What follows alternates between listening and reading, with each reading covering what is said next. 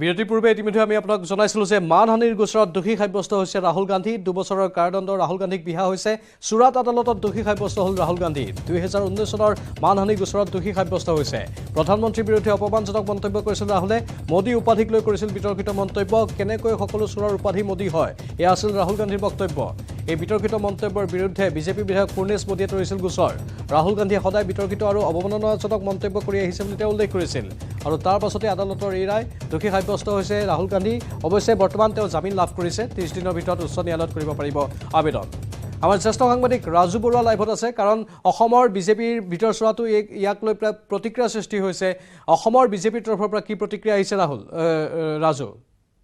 जो पोल्यूशन होता है डाइल्यूट हो जाता है।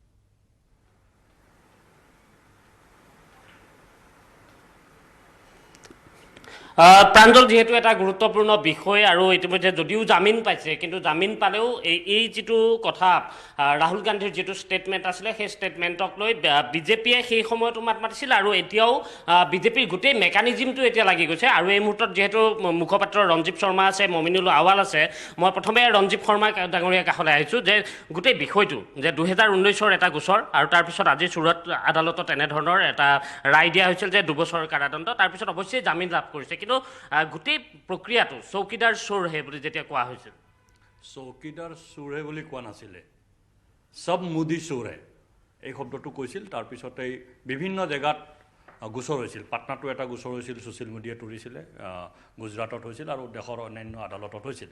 আজি আদালতে ৰায়দান দিছে, আদালতৰ ৰায়দানটোক মানিব লাগে। আমাৰ দেশত ন্যায় ব্যৱস্থাটোক সৰ্বোচ্চ ব্যৱস্থা বুলি কোৱা হয় আৰু সকলো লোকে আদালতৰ ৰায়দানক মানি লয়। আদালতে তেওঁক জামিনো দিছে।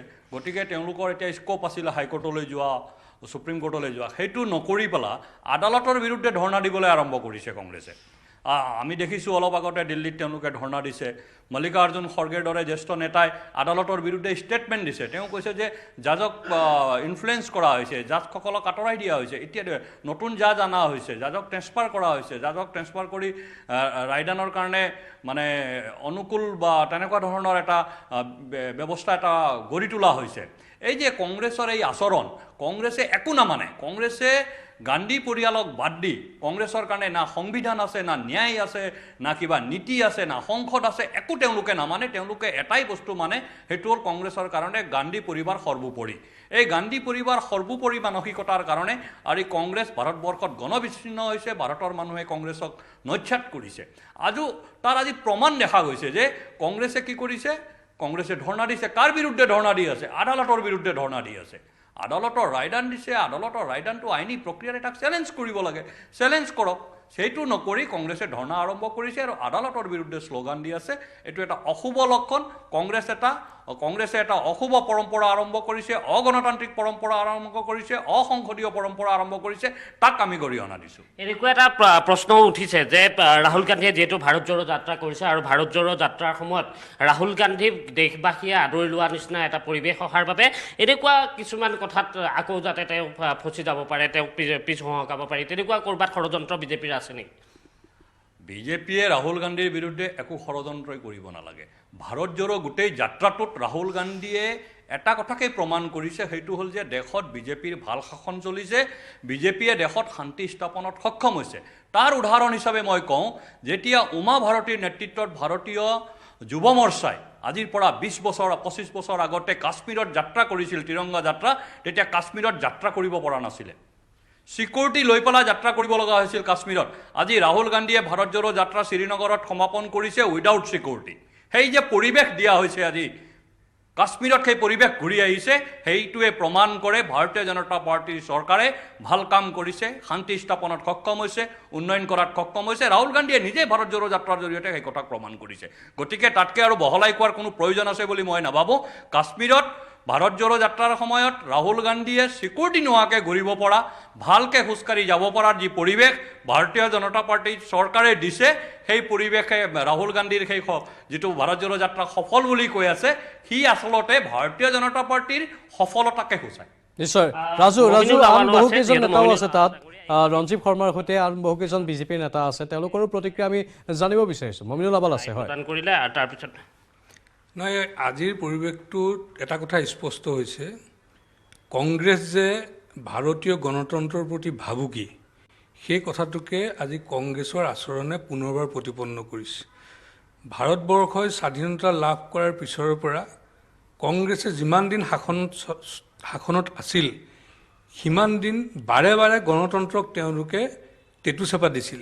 ইন্দিৰা গান্ধীৰ দিনা জৰুৰীকালীন অৱস্থাৰ যোগেদি ভাৰতীয় গণতন্ত্ৰক টেটুচেপা দিয়া হৈছিল। আৰু কংগ্ৰেছৰ সেই চৰিত্ৰটো আজিও আছে। আজি তেওঁলোক শাসনত নাই, তেওঁলোক আজি অস্তিত্ববিহীন, তেওঁলোক আজি শক্তিহীন।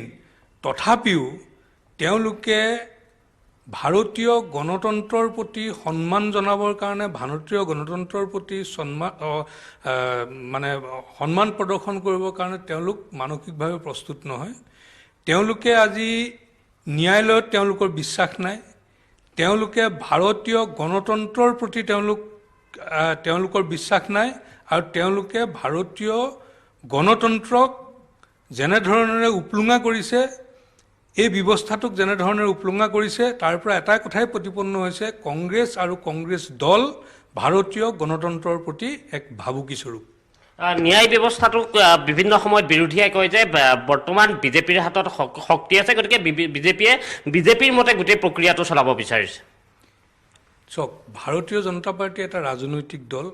ভাৰতবৰ্ষত বহুত ৰাজনৈতিক দল আছে আৰু ন্যায় ব্যৱস্থাটো যি ব্যৱস্থা আছে সেই ব্যৱস্থা মতে সংবিধানে যিখিনি সুনিশ্চিত কৰি ৰাখিছে সেইমতে ন্যায় ব্যৱস্থাটো পৰিচালিত হৈছে।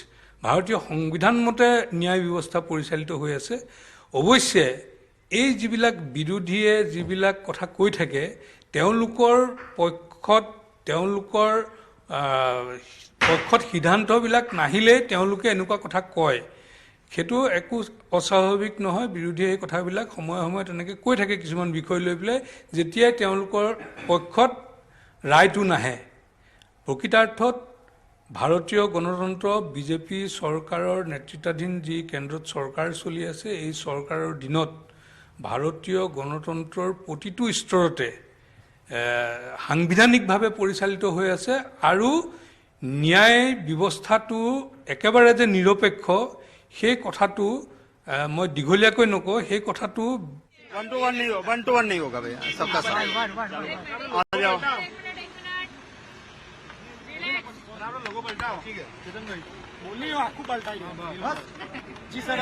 एक मिनट आ जाने दो भाई, नीचे रखो, नीचे चलो। Fine, rolling. हाँ, रोलिंग। घबराई हुई भारतीय जनता पार्टी ये मानती है कि राहुल जी को परेशान करने से, जेल की धमकी देने से उनका शासन सलामत रहेगा। अरे जेल में डालने से या परेशान करने से ना कंस का सलामत रहा था, ना अंग्रेजों का रहा था। राहुल जी ना डरे हैं, ना डरेंगे। कांग्रेस पार्टी की, राहुल जी की, गांधी परिवार की ये परंपरा रही है कि सभी समाज का हम सम्मान करते हैं। एक गलत झूठी बात जिसमें कोई दम नहीं था, पर ये अदानी मोदी भाई भाई देश बेच के खाई मलाई, उससे ध्यान भटकाने के लिए राहुल जी के खिलाफ जो केस था उसमें कंप्लेनेंट खुद जाके हाईकोर्ट में स्टे लेके बैठे थे। जजीज का तबादला टेन्योर खत्म होने से पहले क्यों हुआ, बहुत सारे सवाल है। और जिसमें केस ही नहीं बनता था वहां पे 2 साल की सजा की बात करते हैं, पर इससे पूरे देश की सिंपैथी राहुल जी के साथ है। कहते हैं कि हिस्ट्री रिपीट इटसेल्फ, इतिहास अपने आप में पुनरावर्तन करता है। यही विचारधारा ने इंदिरा गांधी जी को जेल में डाला था, केसेस किए थे, परेशान किया था। पर हिंदुस्तान की वो जनता है जिसे मैं सलाम करता हूं कि उन्होंने इंदिरा जी को शासन सौंपा था। आज वही गलती भाजपा कर रही है। सर, अभी किस तरह की प्रोसीजर की जाएगी? देखिए, टेक्निकल प्रोसीजर होती है, इसमें मैक्स टू मैक्स पनिशमेंट कर दिया, हो नहीं सकता इसमें। मैं खुद एक लॉयर हूं, क्या किसी ऐसे केस में मैक्स टू मैक्स पनिशमेंट हो सकती है? पर इसमें अपील भी होगी और लड़ेंगे। हाई कोर्ट, पहले डिस्ट्रिक्ट कोर्ट आएगा, फिर हाई कोर्ट, फिर सुप्रीम कोर्ट, और आखिर में न्याय जरूर मिलेगा। पर ऐसी चीजों से राहुल गांधी को ये डरा नहीं सकते हैं। सर, आपने कंस का उल्लेख किया है, कौन है कंस इस पूरे मामले में? देखो, एक शासक होता है, कंस एक शासक था, रावण एक शासक था।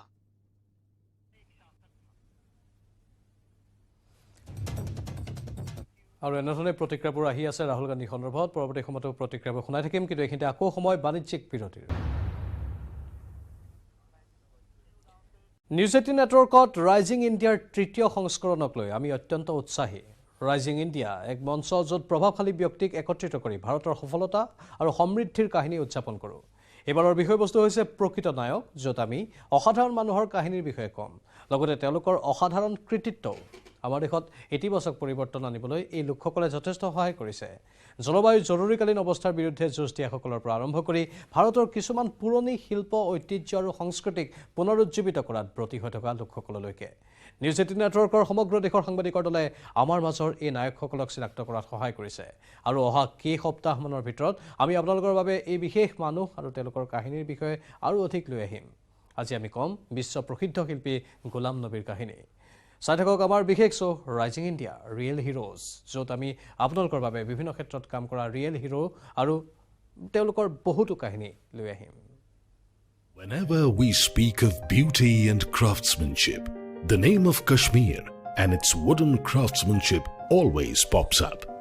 Keeping this art and tradition alive is world-renowned master craftsman 70-year-old Ghulam Nabi Dar, a resident of Srinagar, who working on walnut wood keeps this legacy alive.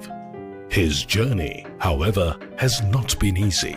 गुर्बत की वजह से यथ काम लोगमुत कैसन कारीगरन पुरान आदत तम ये फन हावान बेस कह तिमन वोन दुमुख है मे हेचनो तुम दुमुख है लकुट े हेक ये वंस बहुत गसान पार्कन मज अत वुचान कुदरत पोश खसान पार्कन मज पे बह कलम काकुत निवान मज बेहान अत पकान फैमिली कह पकान तिमन बच्चे कह सह वन यह क्या करान तम मोल मोज वन यह कह पागल इथ मुसीबत तुलमित कम हेचान Due to poverty, Ghulam Nabi's father sent him to work in a wood workshop when he was in the 5th standard.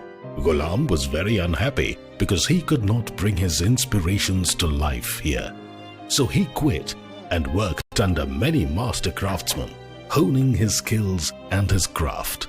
His dedication is the reason that his art is visible everywhere, from the doors in Srinagar to Thailand, Germany and Iraq. People like Ghulam Nabi Dar help preserve and promote our heritage, and the results of his efforts can be seen in showrooms across the world.